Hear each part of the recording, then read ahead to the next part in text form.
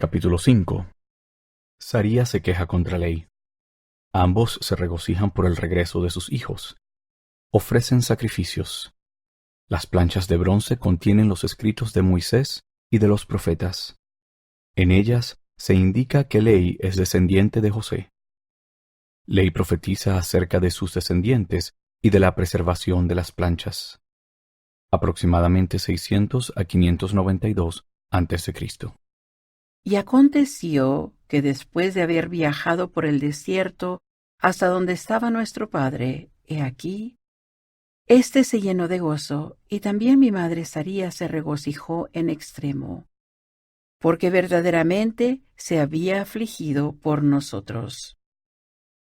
Porque creía que habíamos perecido en el desierto, y también se había quejado contra mi padre, diciéndole que era visionario, y dijo: Tú nos has sacado de la tierra de nuestra herencia, y mis hijos ya no existen, y nosotros pereceremos en el desierto.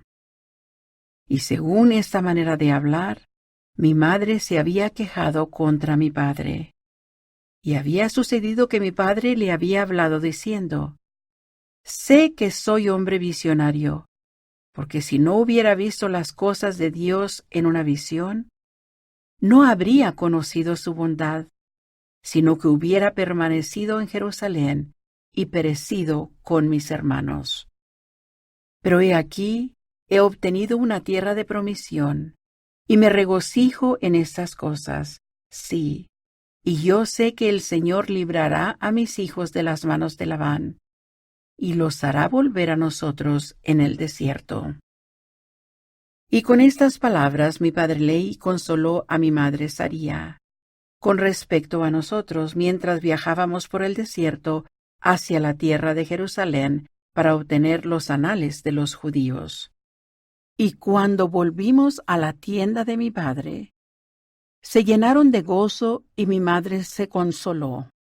Y ella habló diciendo: Ahora sé con certeza que el Señor ha mandado a mi marido que huya al desierto. Sí, y también sé de seguro que el Señor ha protegido a mis hijos, los ha librado de las manos de Labán, y les ha dado poder para llevar a cabo lo que el Señor les ha mandado. Y según esta manera de hablar, se expresó ella. Y aconteció que se regocijaron en extremo, y ofrecieron sacrificios y holocaustos al Señor, y dieron gracias al Dios de Israel. Y después de haber dado gracias al Dios de Israel, mi padre Ley tomó los anales que estaban grabados sobre las planchas de bronce, y los examinó desde el principio. Y vio que contenían los 5 libros de Moisés, los cuales relataban la historia de la creación del mundo, y también de Adán y Eva, nuestros primeros padres. Y asimismo la historia de los judíos desde su principio, aún hasta el comienzo del reinado de Sedequías, rey de Judá. Y también las profecías de los santos profetas desde el principio, hasta comenzar el reinado de Sedequías. Y muchas profecías declaradas por boca de Jeremías. Y aconteció que mi padre Ley también halló sobre las planchas de bronce la genealogía de sus padres, por lo que supo que descendía de José. Sí, aquel José que era hijo de Jacob, que fue vendido para Egipto y preservado por la mano del Señor para que salvara del hambre a su padre Jacob y a toda su casa. Y también fueron librados del cautiverio y conducidos fuera del país de Egipto por el mismo Dios que los había preservado. Así fue que mi padre Ley descubrió la genealogía de sus antepasados. Y Labán también era descendiente de José, por lo que él y sus padres habían llevado los anales.